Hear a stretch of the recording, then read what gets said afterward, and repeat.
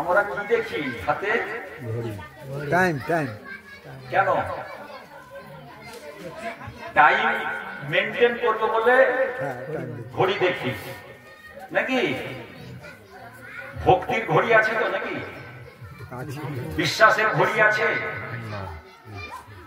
ভালোবাসার ঘড়ি আছে, কোনদিন সৃষ্টি হবে না। আমি কোন কাজ কত সময় করব আমার ইচ্ছা মতন তখন ঘড়ি দেখি, কিন্তু তাকে কতখানি ভালোবেসেছি সে ঘড়ি নেই, তাকে কতখানি বিশ্বাস করি সে ঘড়ি আছে, সে ঘড়ি নেই। আমি আমার বাবাকে মানি কিনা সে ঘড়ি নেই, আমি আমার মাকে শ্রদ্ধা করি কিনা সে ঘড়ি আছে। সেই মঙ্গলটাকে আনতে হয়, মঙ্গলটা আছে কুড়িয়ে নিতে হয়। এবার কুড়িয়ে নিতে গেলে আমাকে পরিষ্কার হতে হবে। ঠাকুর বলছেন যার মন যত নির্মল তার চক্ষু তত নির্মল, আর জগৎটা তার নিকট নির্মল হয়ে ভেসে ওঠে। তাহলে চক্ষু নির্মল হওয়ার আগে মনটা নির্মল। আমি বাড়ি থেকে এসছি, কাউকে দুঃখ দিয়ে এসছি কিনা, কষ্ট দিয়ে এসছি কিনা, কোন সংঘাতপূর্ণ পরিস্থিতির সৃষ্টি হয়েছে কিনা। অন্নপ্রাশন হবে কার? যার 6 মাস বয়স, সে দোলনায় তাকিয়ে থাকে, উপর দিকে দেখে। এবার বাবা মা যখন সে কাঁধে একটা খেলনা তাকে দিয়ে দেয় নাকি, ওই খেলনাটা নিয়ে তুমি ভুলে থাকো, কিন্তু খেলনাটা কথা বলবে না, পুতুল কথা বলবে। কিন্তু বাচ্চা ছেলেটা জানে, আমরাও তো বাচ্চা ছিলাম, পুতুলটা কথা বলবে। এই ছেলে যখন 2 বছর হবে, 1.5 বছর হবে, পুতুলকে খাওয়াবে, পুতুলকে চান করাবে। কেন? সে পুতুলটাকে জীবন্ত মনে করছে। কিন্তু ওই যে বাবা মা পুতুলটা দিল, সে মনে করছে ও জীবন্ত নয়, ওটা একটা খেলনা। কেন? ও ছোট বলে খেলনা দিয়ে তাকে ভোলানো যায়। আমরাও এই বয়সে ভুলে আছি কি জানেন তো? হরিপলদা গান করলেন, বিষয় নিয়ে মত্ত আছে, মায়া নাকি গান করলেন তো? এই মায়াতে পুতুল, মায়ারূপ পুতুলে ভুলে আছে, এইটা মনে করছে জীবন্ত। টাকা রোজগার করাটাই জীবন্ত। একটা ব্যাংকে রাখলে হবে না, আর কোন ব্যাংকে অ্যাকাউন্ট আমার নেই, মনটা খারাপ লাগছে, আরো বেশি চাই, আরো বেশি চাই, এই মায়া। তাহলে ছোট্ট ছেলে, man born but not create, Thakur বলছেন। ছেলেকে তৈরি করা যায় না, ছেলে জন্ম হয়ে আসে, সন্তান জন্ম হয়ে আসে, আর জন্মটাই যেন সুন্দর হয়। নারী নীতিতে আছে স্ত্রীর ভাবই সন্তানের জননী। আবার আছে নীতি কাহাকেও বাধ্য করে না, সুনীতি বা সুনিয়ম কাহাকেও জবরদস্তি করিয়া নিজের অনুসরণ করাইতে চাহে না। কেহ যদি অনুসরণ করে মঙ্গল তাহাকে নন্দিত করিবে, কোনো ভুল নেই, কোনো ত্রুটি নেই। তাহলে সুনীতি বা সুনিয়ম কাউকে জবরদস্তি করে নিজের অনুসরণ করাইতে চাহে না। ভালো কথা বলা হচ্ছে, অনুসরণ করতে পারেন, নাও করতে পারেন, কিন্তু যদি অনুসরণ করি মঙ্গল তোমাকে নন্দিত করিবে, এটা কোনো ভুল নেই। আজকে আমি অন্নপ্রাশনে 5000 মানুষকে খাইয়ে দিলাম, 2000 মানুষকে খাইয়ে দিলাম, 500 মানুষকে খাইয়ে দিলাম। কেন? মঙ্গলজনক কাজ, ভালোবাসি ছেলেকে খাইয়ে দিলাম। কিন্তু যে ছেলেকে খাওয়ালাম, ছেলের মঙ্গলটা আসবে কোত্থেকে? ওই মঙ্গল করাবে তার মা। ঠাকুর যে জন্ম হলেন কার গর্ভ থেকে? মায়ের গর্ভ থেকে। ঠাকুরের কিন্তু 3 ভাই নাকি, তারা একই মায়ের সন্তান। সেই মনমণি দেবীর 3 সন্তান তো নাকি? তাহলে মনমণি দেবীর 3 সন্তান, কিন্তু পরম প্রেমময় হলেন জ্যেষ্ঠ সন্তান অনুকূল চন্দ্র, বাকি 2 জন প্রভাস চন্দ্র, কুমুদ চন্দ্র। তাহলে যে অনুকূল চন্দ্র পৃথিবীতে এলেন নাকি, প্রথম জ্যেষ্ঠ সন্তান, সেই মায়ের ভাবনা কেমন ছিল,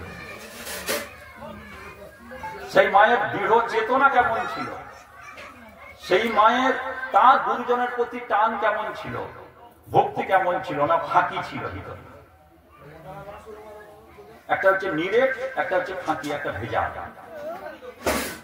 এবার আমাদের জীবনেও নাকি আমরা মাকে ঠকাই। কিসে ঠকাই? মিথ্যা কথা বলি। যেটা করেছি সেটা করি না বলি, যেটা করিনি সেটা করেছি বলি। কেন মাকে ঠকাচ্ছি?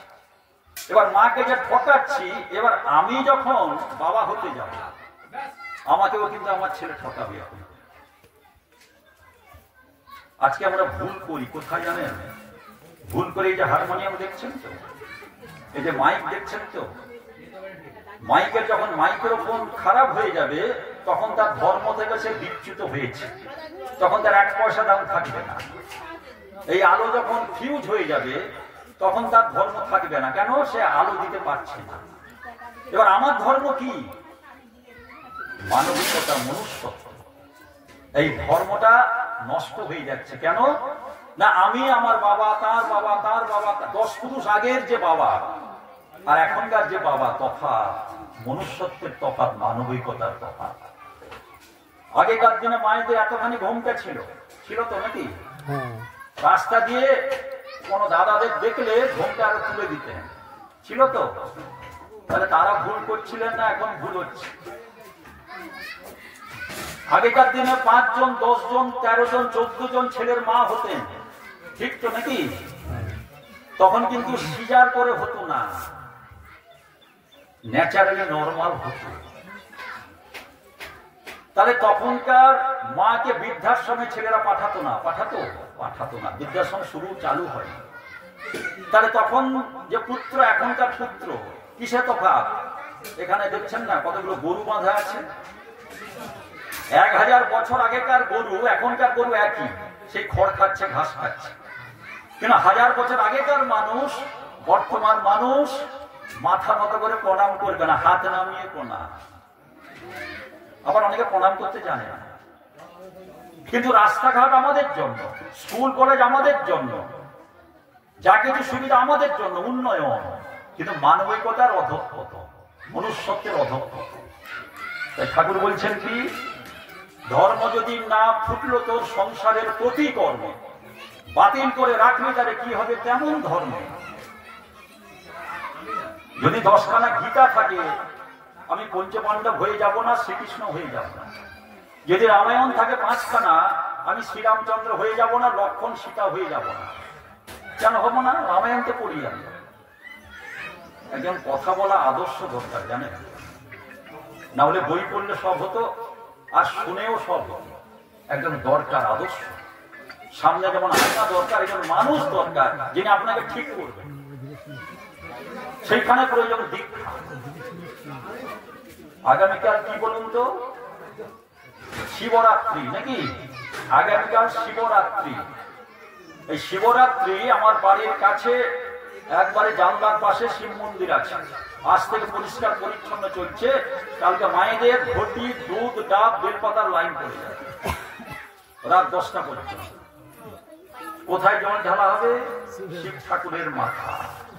আরে শিব ঠাকুর যে ডুবে যাচ্ছে, শিব ঠাকুর যে নিঃশ্বাস নিতে পারছে না, যিনি পুরোহিত তার সেদিকে লক্ষ্য নেই। কেন? তাকে সামলাবে।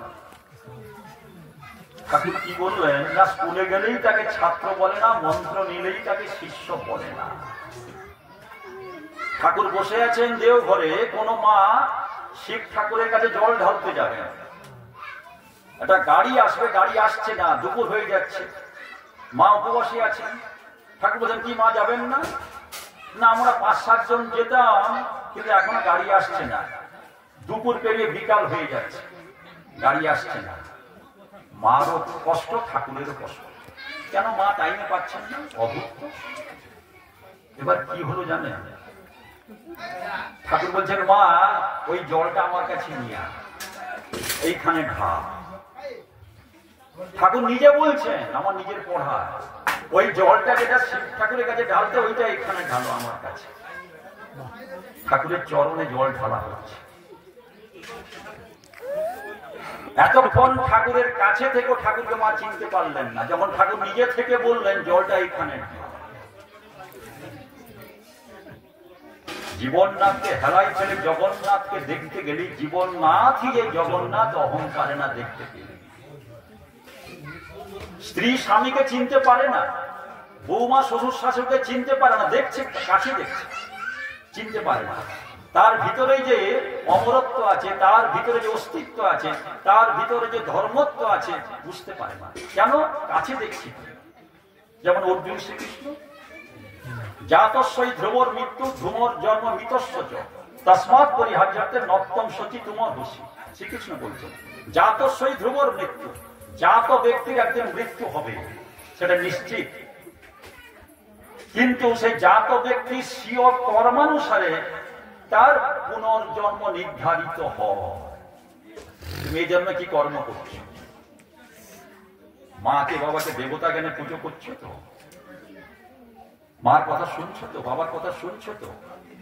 নাতি তো এসছে, প্রকৃতির নিয়মে নাতি এসছে, নাতি হবে কেমন? ভক্ত প্রহ্লাদ হবে তো? কে বলে দেবে? তার মাই বলে দেবে, মেপে দিয়েছে মা ছেলেকে। কিন্তু বাবার ভিতরে গন্ডগোল আসবে কেন? ওই আমার স্বামীকে ততখানি আমি শ্রদ্ধা করতে পারিনি, শ্রদ্ধার আসনে একটা আসন থাকে, সে আসনে বসাতে পারিনি, তাই ছেলের কাছ থেকে দুঃখ পাচ্ছি, কষ্ট পাচ্ছি, ব্যথা পাচ্ছি, যন্ত্রণা পাচ্ছি। তাহলে দায়ী কে? দায়ী কিন্তু আমি। তুমি তোমার নিজ পরিবারের, দশের, দেশের, বর্তমান ভবিষ্যতের জন্য দায়ী। আজকে মানুষকে যতই বলুন না কেন, তোমার দাদুর মর্যাদা তুমি বজায় রেখেছো তো? তোমার পিতৃপুরুষের মর্যাদা শ্রাদ্ধ তো দিয়ে দিলে, 500 জন 5000 মানুষকে খাইয়ে দিলে শ্রাদ্ধ অনুষ্ঠানে। পুরোহিত মশাইকে বলছি, আমি শ্রাদ্ধ সর্বাঙ্গ সুন্দর হয়েছে তো? আপনার লেখা ফর্দ অনুযায়ী সব পেয়েছেন তো? হ্যাঁ দাদা, সব পেয়েছি। আমি শ্রাদ্ধ ঠিক হয়েছে তো? দাদা কি বললেন? আমি যিনি শ্রাদ্ধ কর্তা, আপনি পুরোহিত তো? তিনি তার বাবার শ্রাদ্ধ দিলেন আজকে বাৎসরিক বা একাদশে। সেই ছেলে বাবার সেবা করেছে তো? বাবা যখন জন্মেছিল, বাবা যখন বেঁচে ছিল, শ্রদ্ধায়াম দিয়তে যশ, তাকে শ্রাদ্ধ বলা হয়। সেই ছেলে বাবার সেবা করেছে তো? এখানে 2000 লোককে আমি খাইয়ে দিলাম। পাড়ার লোক, গ্রামের লোক বলবে, ছেলেটা 2000 লোককে খাইয়ে দিল, বাবার সাথে। বাবা বেঁচে থাকতে থাকতে ছেলের আর জল পেল না, খাবার পেল না, সঙ্গ পেল না, মা পেল না। এটাই জগৎ, এটাই চিন্তা, এটাই কর্ম। আমরা রাস্তা পাকা করেছি, ঘর পাকা হচ্ছে, বাবা হিসাবে কাঁচা হয়ে আছে, মা হিসাবে কাঁচা হয়ে আছে, বৌমা হিসাবে কাঁচা হয়ে আছে। তাই দুর্গতি আসছে, ব্যথা আসছে, যন্ত্রণা আসছে। বাবাকে কাঁদতে কাঁদতে যেতে হচ্ছে, মাকে কাঁদতে কাঁদতে যেতে হচ্ছে। তাই ঠাকুর বলছেন কি, যে সাধনা করলে হৃদয়ে প্রেম আসে তাই করো। আর যাতে ক্রূরতা, কঠোরতা, হিংসা আসে, তা আপাতত লাভজনক হলেও তার কাছে যেও না। নবাং দুষ্কৃতিনো জনা প্রপদ্যন্তে নরাধমা মায়া প্রহিত জ্ঞান আসুরিং ভবমাশ্রিতা। শ্রীকৃষ্ণ আবার বলছেন, কি বলছেন?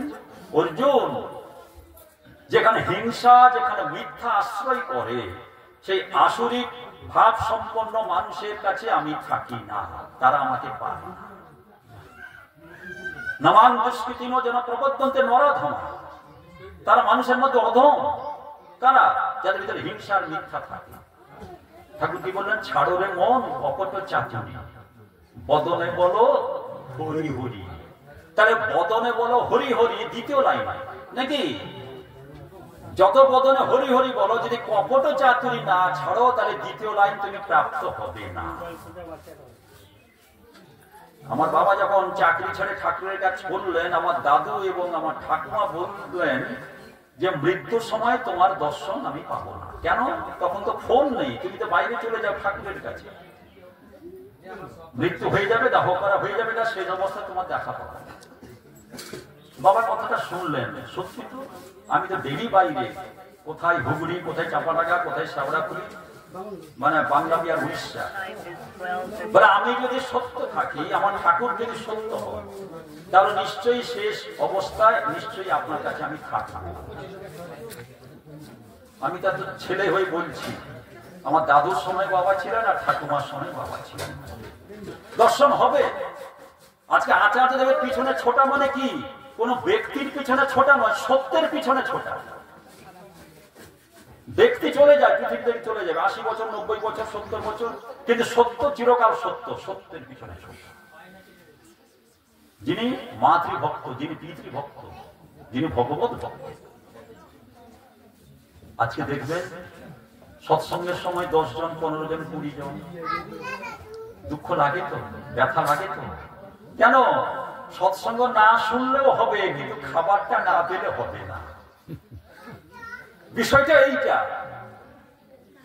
যেখানে দেখবেন সৎসঙ্গে 5000 মানুষ, হ্যাঁ সত্যি তো ক্ষুধা। হনুমান এসেছিল শ্রীরামচন্দ্রের কাছে মন্ত্রিত্ব পাওয়ার লোভে, কিন্তু যখন মন্ত্রিত্ব পাওয়ার লোভে এসছে, এবার রামচন্দ্রের সঙ্গ করতে করতে করতে দেখলো যে না, এখানে কোনো পদ আমার দরকার নেই, আমার প্রভুকে দরকার। তখন হনুমান ভাবলো কি, আমার প্রভুকে দরকার, আমার কোনো পদ কোনো আসন দরকার নেই। হনুমানের বুক চিরা আছে না কি? তার বুকের মধ্যে কে আছে? রাম সীতা। ঠাকুরকে পুজো করছি, কি দিয়ে পুজো হবে? আমি বললাম ধূপ জ্বালা, কেউ বললে ফুল দাও, কে বলবে চন্দন দাও, এটা পুজো হবে নাকি? বিশ্বপ্রভুর হয় না পূজা ফুল তুলসী গঙ্গা জলে, অনুশীলনী কৌশল ছাড়া জ্ঞান হবে না কোনো কালে। কোন ভক্ত বলছেন আপনারা তো ইষ্টবিধির কথা বলেন, আমাকে জেলে ধরে নিয়ে গেছে, সেখানে আমার কাছে পয়সা নেই, আমি ইষ্টবিধি করবো কি দিয়ে? ঠাকুর বলছেন তোকে যে খাবার দেবে, ওই খাবারের অজ্ঞাংশ ইষ্টবিধি বলে নিবেদন করবি না। যদি খাবার না দেয়, না জল তো দেবে, জলের হাতে করে নিয়ে নিবেদন করবি না। জল যদি না দেয়, ঠাকুর বললেন তুই যে ঘরে থাকবি জেলখানায়, সেই জেলখানার সামনে ফুল গাছ থাকবে, তাকে ফুল তুলে নিবেদন করবি। ঠাকুর যদি গাছে ফুল না ফোটে, না গাছের পাতা দিয়ে নিবেদন করবি। ঠাকুর যদি গাছ না থাকে, না তুই যে ঘরে থাকবি বন্দী হয়ে, সেই ঘরে ধুলো থাকবে তো, ওই আজলা করে ধুলো। ঠাকুর যদি ধুলো না থাকে, এবার কি হবে? ইষ্টভীতি শোন, শেষে কি করবি জানিস? যেটা সবসময় থাকবে বাতাস, এই বাতাস আঞ্জলা করে নিয়ে নিবেদন করবি। জীব জগৎ জীবন কাল, চোখ থেকে জল, ইষ্টভীতি ছেড়ে দেয় মানুষ। ঠাকুর অনুকূল চন্দ্র বলছেন সকাল হলে তোমাদের বাড়ির সামনে আমি হাত পেতে থাকি তোমাদের কর্মফল নেওয়ার জন্য। পয়সা না থেকে ভোজ্য নিবেদন করবেন, ভোজ্য না থেকে আনাজ নিবেদন করবেন, চাল না থাকে জল নিবেদন করবেন, যদি আমার খাওয়ার না থাকে। কিন্তু খাওয়ার আছে তোমাকে আমি দিচ্ছি না কেন? এই পয়সাটা কি কাজে লাগবে আগে বলুন। হিসাব দেন ইষ্টভীতি কোন কাজে খরচ হবে। অনেকে আমাকে বলেছেন দাদা ইষ্টভীতি কোথায় খরচ হয়। আমি দাদা ইষ্টভীতি কোথায় খরচ হয় সেটা পরে বলছি। আমাকে যখন কিছু দেন আপনারা 2 টাকা 5 টাকা 10 টাকা, আমি কোন কাজে খরচ করবো আপনাদের জিজ্ঞেস করেন না?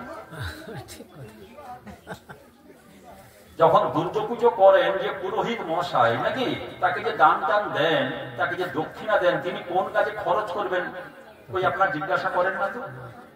কিন্তু ঠাকুরের সময় যখন 1 টাকা দিচ্ছি, আপনি কোথায় খরচ করবেন? অর্থাৎ অপ্রত্যাশী দান হলো না। গুরুর ভিক্ষা আগে দিও ইষ্টভীতি যারে কয়, হৃদয় ভরা এ অবদান যেমন জাগে তেমনি রয়। যতই আসুক আপদ বিপদ যেমনই হোক প্রাণ, ইষ্টভীতি আনতে পারে সবার পরিত্রাণ। আজকে ছেলে পাকা বাবা পাচ্ছে না, ছেলে পাকা মা পাচ্ছে না, যে বাবাকে সে দেখতে যায় সে বাবা সে পাচ্ছে না। কিন্তু বই আছে রামায়ণ, যখন সীতা দেবী চুরি হয়ে গেল, রামচন্দ্র কাঁদছেন, লক্ষ্মণ বলছে আমরা তো উদ্ধার করতে যাব, দাদা তুমি কাঁদছো কেন? বলে সীতা শুধু আমার স্ত্রী নয়, কার্যেষু মন্ত্রী করণেষু দাসী স্নেহেষু মাতা রঙ্গে সখী ক্ষময়া ধরিত্রী সা সীতা প্রিয়া মেয়ে। 6টা গুণ সীতার মধ্যে আছে। কার্যেষু মন্ত্রী, মন্ত্রীর মতন সে কর্ম করে। করণেষু দাসী, দাসী যেমন ঘরে কাজ করে, সীতাও তেমনি কাজ করে। কার্যেষু মন্ত্রী করণেষু দাসী স্নেহেষু মাতা। সন্তান আর মায়ের সম্পর্ক যেমন, সীতারও আমার সম্পর্ক তেমন। ক্ষময়া ধরিত্রী, মাটিকে আঘাত করে সে প্রত্যাঘাত করে না। সীতা ধরিত্রীর মতন সর্বং সহা ধরিত্রী। করণেষু দাসী স্নেহেষু মাতা, রঙ্গের সখী, আমার ঠাট্টা তামাশা করছে।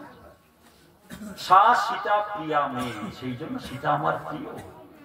আজকে সে স্ত্রী কোথায়? জীবনে আমরা ভুল করি, জানেন, মানুষ পেয়েও হারিয়ে ফেলি। কেন? সীতা দেবীর মতন বড় মা, সীতা দেবীর মতন মনোময়ী দেবী, সীতা দেবীর মতন সচী মা, যারা যারা আদর্শ পুত্রের জন্ম দিয়েছেন। তাই মনোময়ী চক্রবর্তী বলা হয় না, মনোময়ী দেবী, সচী মা। আমরা এক সন্তানের মা হই, বিশ্বজননী হতে পারি না, বিশ্বের মা হতে পারি না। তাহলে মায়ের যদি মাতৃত্ব না থাকে, সে বিশ্ব মাতা হবে কি করে? আজকে ভাবুন, চিন্তা করুন, আমরা কার সামনে বসে আছি। দাদা বললেন না, 2 কোটি টাকার সম্পত্তি ফেলে চলে এলেন। কোথায় চলে এলেন? আমাদের জন্য চলে এলেন, আমাদের কাছে থাকবেন বলে, আমাদের দর্শন দিবেন বলে।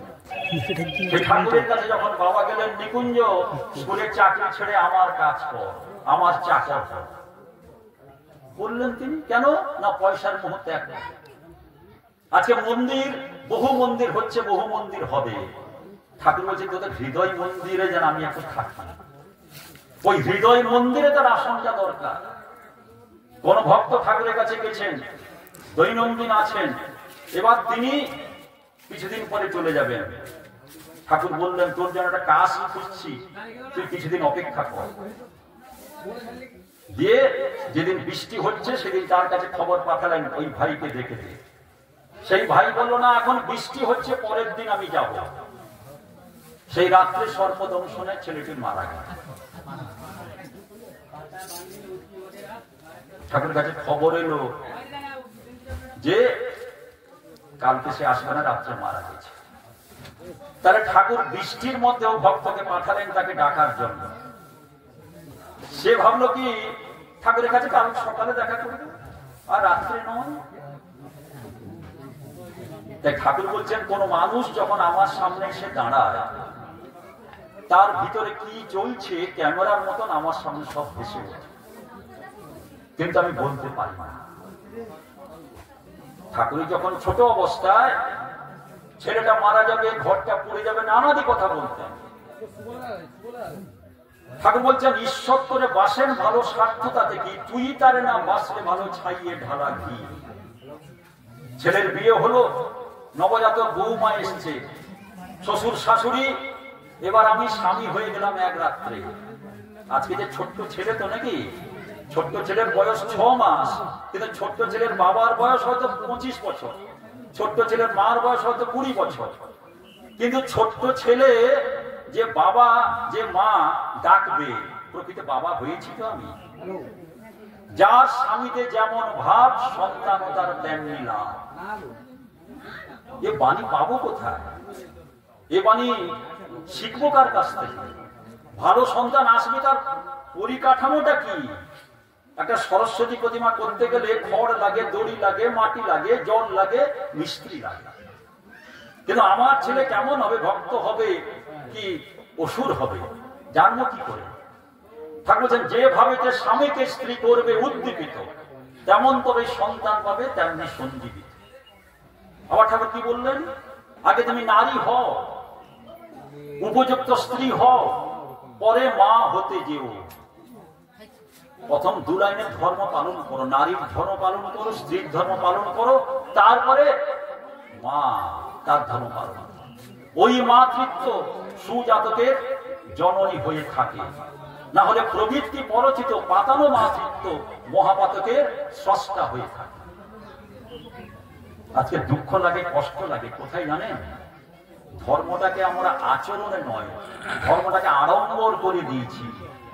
ঢাকে ঢোলে করলে পূজা, অহংকার হয় মনে, চুপি সারে করলে পূজা, জানবে না তো জগৎ জনে। কি বাণী দেখো! ঢাকে ঢোলে করলে পূজা, অহংকার হয় মনে। চুপি সারে করলে পূজা, জানবে না তো জগৎ। ঠাকুর অনুকূল চন্দ্র যে বাণী, যে কথা আনলেন, যেটি চোখ থেকে জল আসে, সত্তা সচ্চিদানন্দময়, নারী নীতি প্রথমে আছে। অসৎ নিরোধী সতই সচ্চিদানন্দের পরিপোষক, যা তাই ধর্ম। ধর্ম মুক্ত হয় আদর্শে, আদর্শে দীক্ষা আনে অনুরাগ, অনুরাগ আনে বৃত্তি নিয়ন্ত্রণ, বৃত্তি নিয়ন্ত্রণ আনে ধৃতি, ধৃতি আনে সহানুভূতি, সহানুভূতি আনে সংহতি, সংহতি আনে শক্তি, শক্তি আনে সংবর্ধনা। আবার ধৃতি থেকে আসে প্রণিধান, প্রণিধান থেকেই আসে সমাধি, সমাধি আনে কৈবল্য, তৃষ্ণার একান্ত নির্বাণ, মহা চেতন সমুত্থান। সত্তা কি চায় আমার ভিতরে? অস্তিত্ব, এক্সিস্টেন্স। সে চায় কি আনন্দে থাকতে চায়, সে চায় না দুঃখ। এক মুঠো ভাতেও পেট ভরবে, আর রাশি রাশি অন্ন দিল পেট ভরবে না, কেন? মনটা আমার কলুষিত। সত্তা সচ্চিদানন্দময়, অসৎ নিরোধী সতই, সেখানে অসৎ থাকবে না। ছেলে বাবাকে মিথ্যা কথা বলে, ঠাকুর শুনে অবাক হয়ে যাচ্ছেন। ছেলেও মাকে ঠকায়, ছেলেও বাবাকে ঠকায়, বৌমাও স্বামীকে ঠকাচ্ছে, শ্বশুর শাশুড়িকে ঠকাচ্ছে। এ কোন রাজ্য, কোন সংসার? সোনার সংসার আমি মনে করি, সেখানে এগুলো আছে। যদা যদা হি ধর্মস্য গ্লানি, এই যে ধর্মের গ্লানি, এটা একটা গরু, একটা গাছ, একটা টিয়া পাখি, একটা পিঁপড়া তার ধর্ম পালন করে, মানুষ ধর্ম পালন করে না। তাই চোখের জল আসে। কেন? আমি জীবনে তাকে পেয়েও তাকে দূরে রেখেছি, তাকে ফটর ঠাকুর, সিংহাসনের ঠাকুর করে দিয়েছি, চন্দনের ঠাকুর, তুলসী পাতার ঠাকুর করে দিয়েছি, আর বাতাসার ঠাকুর করে দিয়েছি। আমার হৃদয়ে তার স্থান নেই। আর আমার হৃদয়ে যখন স্থান হবে, তখন আচার্যের মতন আমি চলব। 40 মিনিট জুলাই মাসে বক্তব্য দিয়েছেন আচার্যদেব, যেন আরো শুনি, আরো শুনি। কি আছে? অমৃত আছে। কি আছে? বাঁচার পথ, বাঁচার মন্ত্র, বেড়ে থাকার পথ। নাই বা থাকলো পাকার বাড়ি, কুড়ে বাড়ি, পলিথিন দিয়ে আছে, কিন্তু আনন্দ আছে। কি আনন্দ? আমার বাবা আছেন। কি আছে? আমার মা আছেন, আমার স্ত্রী পুত্র করে, আমার বাবা আছেন, মা আছেন, ঠাকুর আছেন। এইটাই আনন্দ। সত্তা সচ্চিদানন্দময়। তাই ঠাকুর বলছেন, ধর্ম যদি না পড়ল সংসারের প্রতি কর্মে, বাতিল করে রাখলে তাহলে কি হবে? তেমন ধর্মে নিতাইটা আনন্দ পাচ্ছেন। কেন? নাতির অনুষ্ঠান, নাতির অনুষ্ঠানে আরো বেশি করে আনন্দ হবে। কিসে? আমার ছেলে আমার, আমার বৌমা আমার, আমার স্ত্রী আমার, নাতি তো আমার হবেই। আজকে দেখছেন পরিবার, আমার যখন 7 বছর বয়স, আমি শিশি ঠাকুরকে দেখেছি, তারপরে শিশি বড়দাকে, তারপরে শিশি দাদাকে, তারপরে ডাকার সঙ্গে সঙ্গে ছুটে চলে আসছেন কোন বিউটিরা। কোন পুত্র সে? আমরাও তো পুত্র। হ্যাঁ বাবা যাচ্ছি, বাবা তুমি বসো, আমি যাচ্ছি। বাবা ডাকছেন, 100 জন লাইনে আছে। বিন্দিরা বলে গেলেন, কখন আমি ফিরবো ঠিক নেই, আপনার অপেক্ষাকার করে চলে যেতে পারেন। কেন? বাবার কাছ থেকে কখন ছাড়া পাবো, সেটা বাবার নির্দেশে। সৎসঙ্গ চাই মানুষ, সৎসঙ্গ বাঁচতে শেখায়, বাড়তে শেখায়, মানুষ হতে শেখায়। তাই নিবেদন কি জানেন? আমাদের পটাশপুর কেন্দ্র, মুস্তাহাপুর কেন্দ্র, বহু কেন্দ্র আছে, সেন্টার। চরিত্র গঠন করতে গেলে কিছু নিয়ম পালন করতে হবে, আর যেখানে নিয়ম পালন সেখানে নিয়ন্ত্রিত হওয়া যায়। তাহলে চরিত্র গঠন করতে গেলে কিছু নিয়ম পালন করতে হবে, আর যেখানে নিয়ম পালন সেখানে নিয়ন্ত্রিত হওয়া যায়। যেখানে নিয়ম নেই সেখানে নিয়ন্ত্রণ নেই। ছেলেকে স্কুলে পাঠালেন, 2 ছেলেকে স্কুলে পাঠালেন, একজন 100তে 80 পাচ্ছে, একজন 100তে 10 পাচ্ছে, দুটোতে ছেলে, কিন্তু পড়ার প্রতি টান, পড়ার প্রতি ভালোবাসা 2 ছেলের সমান নয়। 2 বৌমা রান্না করছে, এক বৌমা রান্না অমৃত, আর এক বৌমা রান্না তেমন নয়। কেন? রান্নাটাকে ভালোবেসেছে। সে দেবভোগ্য রান্না করছে। কে? স্বামী আমার দেবতা, শ্বশুর শাশুড়ি আমার দেবতা, সেই ভাব নিয়ে রান্না করছে। দেখ, তার বৌমার আগে কি যোগ হচ্ছে? লক্ষ্মী বউ। আজকে জীবনে ধর্মটাকে যেন সিংহাসনে আবদ্ধ করে বন্দি করে না দিই, একটি 4 কোণা ফ্রেমে যেন বন্দি করে না দিই। ধর্মটা যেন আমার হোক। যদা যদা হি ধর্মস্য গ্লানির্ভবতি ভারত অভ্যুত্থান মধর্মস্য তদাত্মানম সৃজম্যহম পরিত্রাণায় সাধুনাং বিনাশায় চতুষ্কৃতাং ধর্ম সংস্থাপনার্থায় সম্ভবামি যুগে যুগে। এটা কি? আমরা কার কথা বলছি? মচ্চিত্ত মদিগত প্রাণা বোধয়ন্ত পরস্পর কথন্তস্য মান নিত্যত্বস্য কিছু রমন্তি দেশাং সতত যুক্তানাং ভজতাং প্রীতিপূর্বকম যদামি বুদ্ধিযুগম তাং যেন মামুক জানতে। শ্রীকৃষ্ণ বলছে এই যে এক আসনে এক চিত্তে এক মনে তাঁর সেবা করছে, তিনি তখন আমার হচ্ছেন, তিনি আমাকে বুদ্ধি দান করছেন। আবার কি? নাস্তি বুদ্ধি রজক্তস্য নচা যুক্তস্য ভাবনা নচা বেগদ সন্তর সন্তস্য। অষ্টাদশ অধ্যায়, প্রত্যেকটা অধ্যায় শেষে যোগ কথাটা, যোগ। অর্জুন বিষাদ যোগ, সাংখ্য যোগ, মোক্ষ যোগ, জ্ঞান যোগ, কর্মযোগ, সন্ন্যাস যোগ, সব যোগ আছে। শ্রীকৃষ্ণ বলছেন কি? নাস্তি বুদ্ধি রজক্তস্য নচা যুক্তস্য ভাবনা। যে বুদ্ধিতে যুক্ত নেই, যে ভাবনায় তিনি যুক্ত নন, সেখানে সুখও নেই, যেখানে সুখ নেই সেখানে শান্তি নেই। ঠাকুর কি বলছেন? হিংসাকে দূরে পরিহার করো, জগৎ তোমার দিকে আকৃষ্ট হবেই হবে। আজকে আমরা ঠাকুরের মধ্যে শ্রীকৃষ্ণকে পাচ্ছি, ঠাকুরের মধ্যে রামচন্দ্রকে পাচ্ছি, ঠাকুরের মধ্যে শ্রীমৎ মহাপ্রভুকে পাচ্ছি, ঠাকুরের মধ্যে শ্রীরামকৃষ্ণকে পাচ্ছি। যখন তোরা ব্রজলীলায় নিত্য রাসে মাতিস, আমি প্রতি ঘটে ঘটে শ্রীকৃষ্ণ রূপে প্রেম দান করি।